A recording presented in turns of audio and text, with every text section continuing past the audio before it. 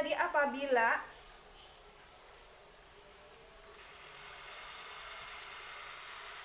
PX naik atau harga input naik, sedangkan PY-nya tetap, maka X yang menghasilkan Y optimum itu bertambah kecil. Kenapa? Bisa saya ulangi lagi bahwa ketika harga inputnya naik, kemudian harga outputnya tetap, maka X yang menghasilkan Y optimum itu bertambah kecil. Ilustrasinya seperti ini. Jika PX-nya naik, ya, sedangkan PY-nya tidak naik atau tetap, ya, otomatis lihat ya, kalau PM itu kan PY dibagi dengan PX. Ketika Y-nya tetap, PY-nya tetap, ya, kemudian X-nya naik, maka PM itu akan turun, ya. Nilai NPM itu akan turun juga, ya, sehingga kurvanya itu akan seperti ini. Ini PX, kemudian ini X, kemudian isi awalnya PX, ya, misalkan seperti ini. Kemudian nilai NPM-nya, ini NPM pertama, misalkan saya kasih NPM pertama. Kemudian ketika X-nya dia naik, ya, oke, PX-nya naik nih. Ini PX1 ke PX2, sedangkan nilai PY-nya tetap, otomatis dia akan mengurangi NPM. Lihat, ini awalnya pada saat ini X optimum itu akan berkurang ke X2 optimum. Jadi dia akan berkurang, justru nilai NPM-nya akan berkurang, ya.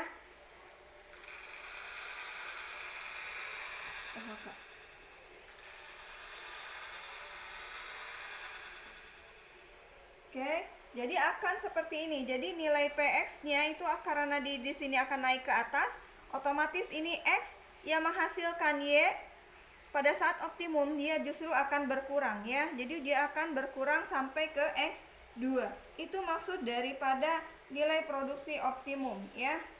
Oke, kemudian saya balik. Kalau seandainya harga input, kemudian harga output,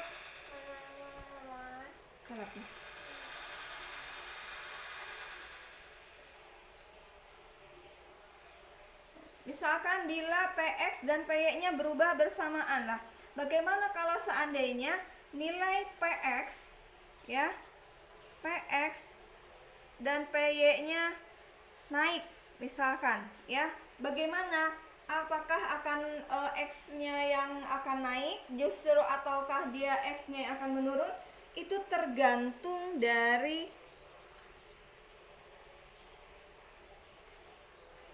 rasio kenaikan PY dan PX, ya. Jadi tergantung ketika misalkan si PX dan PY-nya naik, tergantung dari rasio kenaikan harga output dan kenaikan harga input, ya. Misalkan seperti ini. Jika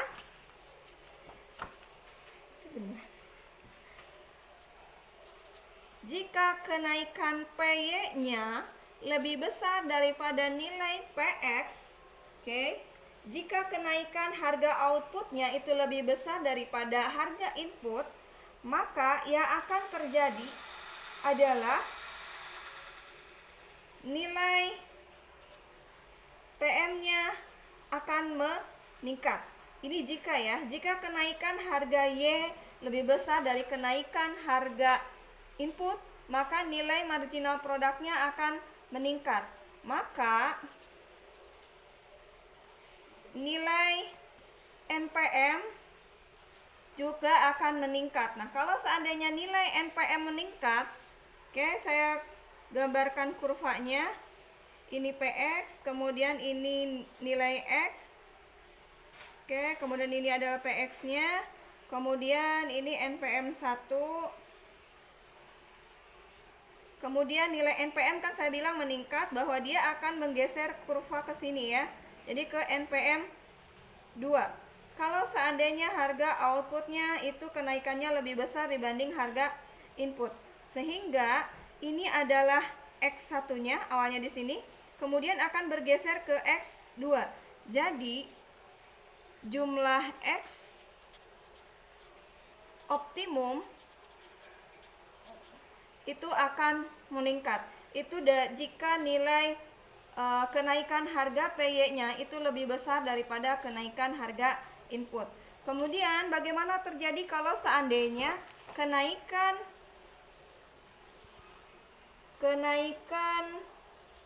PY-nya justru lebih kecil daripada kenaikan harga input. Oke.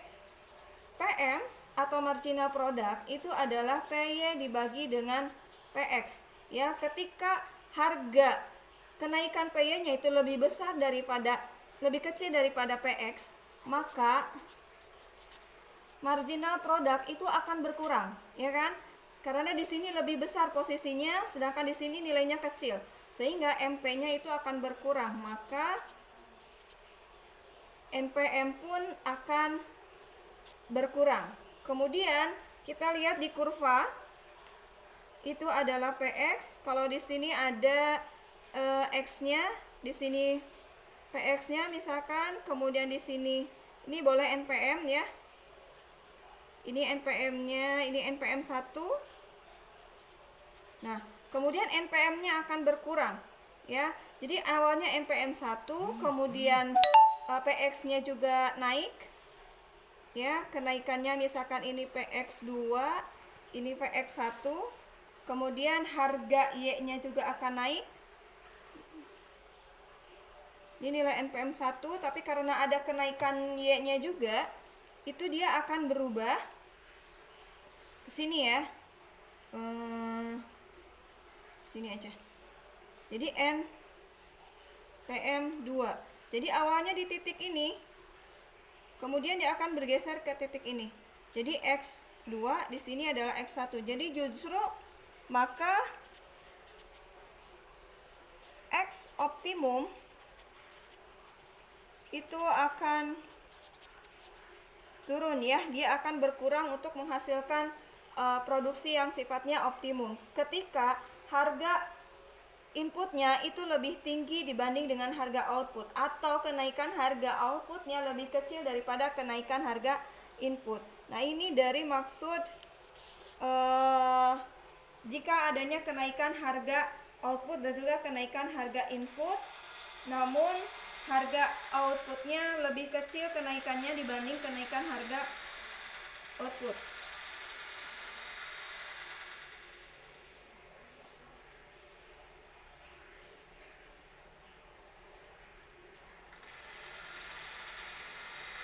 Kemudian saya akan kasih soal di slide. Misalkan inputnya saya 1, kemudian 2, 3, 4, 5, 6, kemudian outputnya 15, 34, 48, 60, 70, 78. Kemudian marginal product, kalian bisa tahu marginal product itu delta Y dibagi delta X ya. Kemudian produksi rata-rata atau Y dibagi dengan X, kalian bisa membuatnya. Jadi saya sudah bisa membuatnya, jadi sehingga saya tidak akan mengungkit masalah pengukuran seperti ini ya. Kemudian misalkan saya kasih PX-nya sama dengan 32 dan PY-nya itu sama dengan 2 ya. Kemudian saya balik lagi dari persamaan tadi bahwa di sini X-nya 1, maka Y-nya 100. Ini akan berubah. Kemudian bagaimana nilai daripada marginal produknya, kemudian NPM-nya, kemudian ini ada cost-nya, kemudian ini total revenue, dan ini keuntungan. Nah, gimana cara menghitung nilai cost-nya, misalkan ini, kemudian total revenue-nya dari mana, kemudian fee-nya dari mana ya. Nah, kemudian misalkan dari satu ini,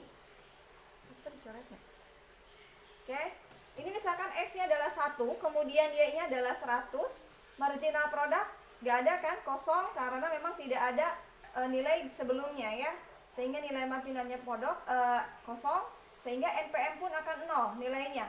Kemudian cost-nya ini adalah yang ada adalah nilai inputnya, ya. Itu hanya 32, sehingga cost-nya adalah 32. Karena di sini yang diketahui adalah nilai PX-nya saja, ya. Jadi harga inputnya aja. Ya, kalau misalkan variabel tetapnya di sini tidak ada. Yang ada adalah harga untuk biaya variabel 32. Nah, ini cost-nya adalah 32. Total revenue itu terjadi pada saat PY dikali dengan Y. Ya, itu adalah harga output dikali dengan jumlah input. Kalian dari sini kenapa bisa 200? Ini itu berasal dari harga Y. Harga Y-nya adalah 2, kemudian Y-nya adalah 100. Sehingga 2 dikali 100 menjadi 200. Begitu juga ke bawah. Kalian mungkin akan mengerti nilai MP-nya 32. Kenapa bisa 32? Itu berasal dari 132 dikurangi 100 menjadi 32. Nah, ini adalah marginal produknya. Kemudian NPM-nya itu kalian tinggal mengkalikan 32 dikali dengan 2, sehingga nilainya adalah 64. Sorry, bukan 54 tapi 64 di sini, ya. Kemudian kalian bisa cost-nya berarti kan 32, ya, kali jumlah inputnya. Berarti 32 dikali 2 64. Ya, kemudian total revenue itu terjadi pada saat PY dikali dengan Y, yaitu 2 dikali dengan 132, sehingga 264.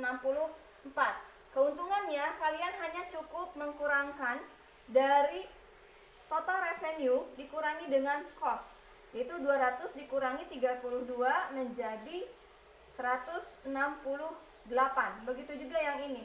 264 dikurangi 64 itu adalah 200. Ini maksud daripada perhitungan keuntungan. Jadi kalian tidak bingung lagi apa itu namanya keuntungan. Itu adalah output dikurangi dengan inputnya, ya.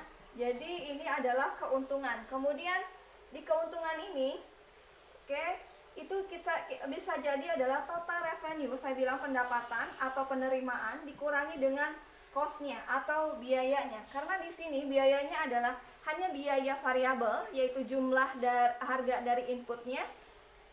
Maka kalian cukup memasukkan nilai PX dikali dengan X-nya, ya. Kalau misalkan di sini cost-nya 32 dan sedangkan inputnya 1, otomatis 32 dikali 1 32. Kemudian cost-nya nih ketika inputnya 2, kemudian harga inputnya 32, maka 64. Kemudian ketika ini PX-nya 32, kemudian dikali dengan X-nya 3, maka isinya adalah 96. Total revenue juga sama. Total revenue ini dari harga Y, PY dikali dengan Y-nya, ya. Jadi 2 dikali 200, 2 dikali 132, kemudian 2 dikali 155. Sampai situ kalian bisa mengerti. Kemudian nanti keuntungan ini adalah total revenue dikurangi dengan cost-nya. Kalian cukup mengkurangkan 200 dikurangi 32, 264 dikurangi 64, 310 dikurangi 96. Nah, ini akan terbentuk nilai daripada keuntungan. Nah, bagaimana cara menggambarkan kurvanya?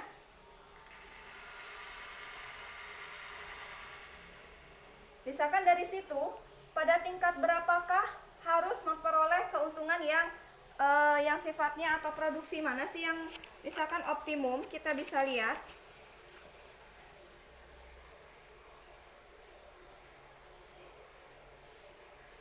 Tiga. Oke, dari persamaan ini, dari misalkan perhitungan seperti ini, kemudian pada saat apa sih produksi optimum kalau misalkan terjadi seperti ini? Saya tadi bilang bahwa produksi optimum itu terjadi pada saat nilai NPM itu sama dengan PX, ya. Jadi nilai NPM-nya sama dengan PX. Kita lihat kalau PX-nya itu adalah 32, maka nilai NPM-nya pun harus 32, ya. Dari persamaan tersebut,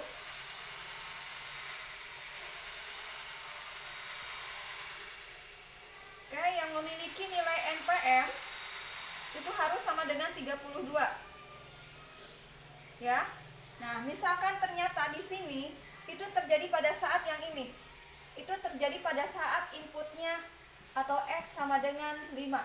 Ya, karena nilai NPM-nya sama dengan PX.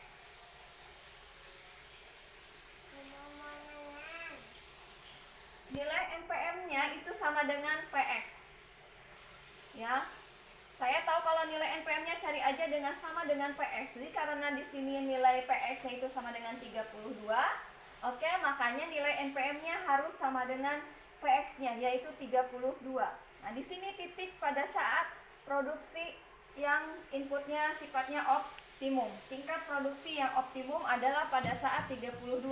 Nah, pada saat apa? Itu pada saat X-nya sama dengan 5. Ya, kalian bisa turunkan, misalkan kalian bisa coba-coba untuk membuat suatu kurva atau menghitung apa sih namanya, contoh soal berupa tabel. Kemudian ini lebih gampang dibanding kalian membuat suatu persamaan. Ya, mungkin itu saja yang bisa Ibu sampaikan untuk pertemuan kali ini. Bahwa mudah-mudahan ini bisa lebih mengerti daripada kemarin-kemarin. Ini adalah pertemuan ke-9 dan 10. Jadi semua saya udah terangkan. Kemudian nanti ada kuis jam 1, jangan lupa. Kemudian nanti ada contoh soal yang bisa bisa kalian kerjakan di rumah masing-masing. Mungkin itu saja. Assalamualaikum warahmatullahi wabarakatuh.